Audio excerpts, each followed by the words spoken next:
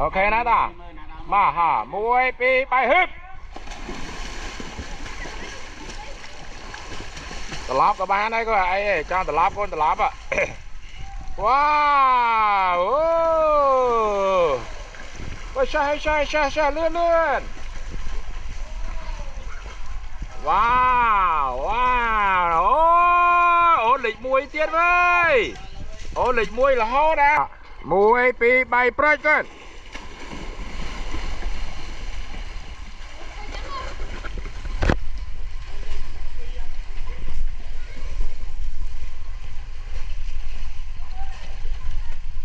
đây đi mà có đây mà lươn chú lươn lươn chú lươn lệch mùi tiết với ổn vào cài đó với bạn